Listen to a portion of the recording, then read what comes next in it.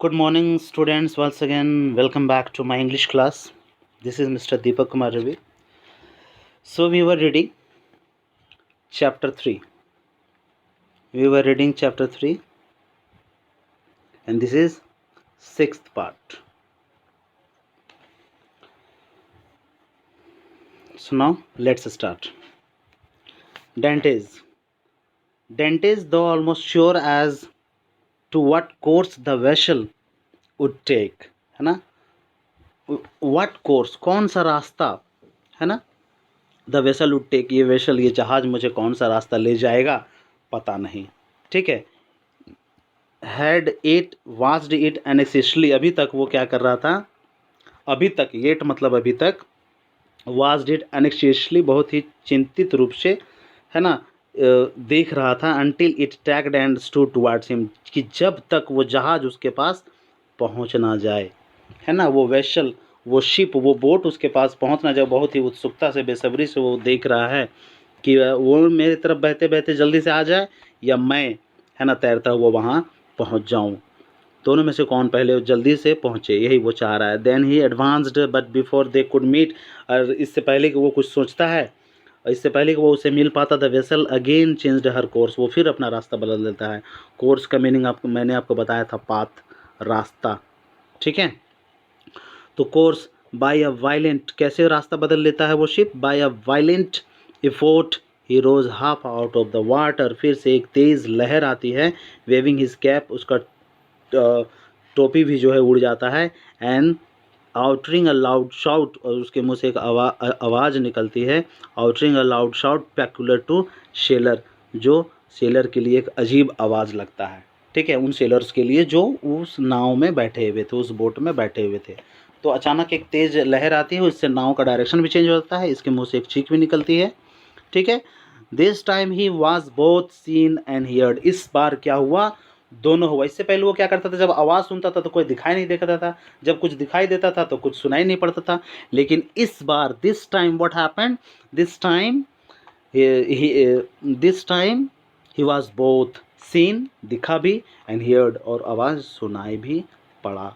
And the vessel instantly steered towards him, और instantly उसके तरफ, स्टीर्ड मतलब चलने लगा, चल करके उसके पास आया, है ना, रैन टुवर्ड्स हिम, उसके तरफ आया, बोट जो है। At the same time he saw they were about to lower the boat, और वो उसी समय देखता है, जैसे उसके ऊपर नजर पड़ता है, दे वर अबाउट टू लोअर, यहाँ इस मीनिंग को समझना होगा आपको, अबाउट टू लोअर यानी अबाउट टू गो यानी जाने वाला हूँ, अबाउट टू कम आने वाला हूँ। तो ये अबाउट टू लोअर मतलब वे लोग नीचे गिरने वाले थे, नाव से वो लोग नीचे गिरने वाले थे उस लहर की वजह से, जैसे कि मैंने अभी आपको बताया कि एक तेज़, एक वायलेंट इफोर्ट, वहाँ एक तेज़ लहर वहाँ आती है, जिसके कारण नाव है उलटने वाला था, और वे लोग नीचे गिरने वाले थे जैसे उसका नज़र पड़ा, बट गिरता नहीं है वो लोग, है ना। नेक्स्ट हम लोग आगे समझते हैं। In an instant after the boat road by two man, दो व्यक्तियों के द्वारा, वो रोड का मीनिंग है चलाना, दो व्यक्तियों के द्वारा वो नाव चलाया जा रहा था। And advanced rapidly towards him, उसकी तरफ आगे बढ़ रहा था। Dentis let go of the timber, वो लकड़ी को अपने आप से छोड़ देता है, जैसे कि मैंने आपको लकड़ी दिखाया था, वो लकड़ी का लट्ठा, उस लकड़ी को क्या कर देता है, छोड़ देता है ना। Which he now thought to be useless, अब वो सोचता है कि अब ये मेरे कोई काम का नहीं है, क्यों, क्योंकि नाव जो है उसके पास आ चुका है, ठीक है। आगे है, एंड स्वैम विगोरसली, वो तैरने लगा विगोरसली, ठीक है, विगोरसली के यहाँ पे आपका मीनिंग हो जाएगा फिजिकली, पूरा ताकत लगा करके, है ना, physical strength with full energy, है ना, with full energy and with full physical strength के साथ वो आगे तैरने लगता है, टू मीट देम, उनसे मिलने के लिए, उस नाव से मिलने के लिए, उस बोट से मिलने के लिए। But he had reckoned too much upon his strength, लेकिन यहाँ पे कह रहा है कि he had reckoned too much upon his strength, reckoned का मीनिंग यहाँ पर डिपेंडेंट, वो अपने ताकत पर डिपेंडेंट था अभी तक, है ना, ही हैड रिकॉन्ड, रिकॉन्ड का मीनिंग हो जाता है डिपेंडेंट, ठीक है, and too much upon his strength, and then he realised now serviceable the timber had been to him, है ना।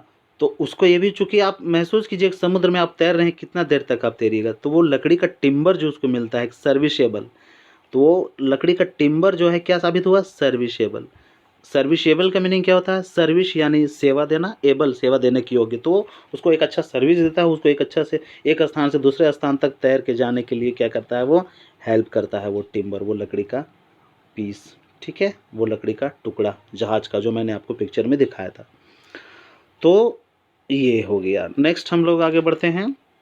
तो उसके लिए बहुत ही हेल्पफुल रहा, सर्विसेबल रहा। And his arms became stiff, उसके आर्म जो हैं थक चुके थे। And his legs and lost their flexibility, leg उसके टांग जो हैं फ्लेक्सिबिलिटी खो चुका था, मूवमेंट बंद हो चुका था। And he was almost breathless, और उसका सांस जो है लगभग खत्म हो चुका था, ब्रीदलेस, सांस भी नहीं ले पा रहा था, वो थक के कम्प्लीटली चूर हो चुका था। ठीक है, तब फिर क्या होता है? ही शाउटेड अगेन, वो चिल्लाता है ना। ही शाउटेड अगेन, वो फिर से चिल्लाता है। ठीक है, he shouted again. The two sailors redoubled their efforts, और दो सेलर उसके नज़दीक पहुंच जाते हैं। रीडबल्ड, उसके फिर से ताकत को रीडबल यानी फिर से दुगुना करने की कोशिश करते हैं। One of them cried in Italian, Italian भाषा में, है ना, चूँकि फ्रांस इटली के बगल में ही है कंट्री, तो वो इटली के लोग हो सकते हैं। ठीक है, तो इटालियन करेज में बोलते हैं कि करेज यानी हिम्मत लाओ, ताकत लाओ, थोड़ा सा हिम्मत रखो, है ना, थोड़ा सा और ताकत लगाओ, वो लोग बोलते हैं, उसको उत्साहित करते हैं, करेजियस। ठीक है, तो फिर नेक्स्ट हम लोग, तो आप पिक्चर में आप देख करके समझ सकते हैं यहाँ पे कि कैसे जो है सो वो एकदम उन लोगों के नज़दीक पहुँच गया है। The word reached his ear, उसके कान में वो वर्ड पहुँच गया, है ना, करेज जो वर्ड वो लोग बोल रहे थे Italian sailor. As a wave and which he no longer had strength to, है ना, सरमाउंट। सरमाउंट का मीनिंग हो जाएगा, अब उसको अपने ऊपर काबू पाने के लिए और ताकत नहीं था। सरमाउंट मतलब टू ओवरकम होता है। ठीक है, मीनिंग आप देख लीजिएगा, बुक में दिया हुआ है नीचे। काबू पाना, surmount passed over his head and he rose again to the surface, और वो फिर से वो ताकत लगाता है। And struggled with the last desperate effort of drowning man, और वो डूबते हुए आदमी की तरह, मतलब डूब रहा है वो, है ना, पानी में, और एक लास्ट ताकत लगाता है। Struggle with the desperate effort, एक उदासी, है ना, एक अंतिम ताकत वो पूरी तरह से लगा देता है drawing man. And uttered a third cry and felt himself sinking, उसे ये महसूस हो रहा है कि अब मैं डूब रहा हूँ, अब मैं डूबने वाला हूँ। ठीक है, तो ताकत लगाता है और फाइनली वो चढ़ देता है। The water passed over his head, उसके माथे से पानी गुजरने लगता है। The sky turn grey, sky grey हो जाता है। न कन्वल्सिव, ठीक है, कन्वल्सिव, एक सडन वायलेंट इरेगुलर मूवमेंट वहाँ पे आ जाता है। एक सडन, कन्वल्सिंग का मीनिंग आ जाएगा sudden violent movement again brought him to the surface. He felt himself seized by the hair, है ना, उसे ऐसा महसूस होता है कि उसके हेयर जो है पूरी तरह से पानी में डूब चुके हैं। He felt himself seized by the hair and then he saw but he heard nothing, वो देख पा रहा होता है लेकिन कुछ सुन नहीं पा रहा होता है। And he had fainted, और फाइनली वो क्या हो जाता है? बेहोश हो जाता है। ठीक है, तो फाइनली वो उनके नज़दीक पहुंच जाता है। वो लोग भी उसे पकड़ करके नाव में खींचना चाहते हैं, उसे बिठाना चाह रहे हैं, चढ़ाना चाह रहे हैं, है ना। तो फाइनली वो नाव में क्या करता है? पहुंच जाता है। ठीक है, नेक्स्ट लाइन हम लोग देखते हैं, और ये हमारा लास्ट लाइन होगा, लास्ट पैराग्राफ, स्मॉल।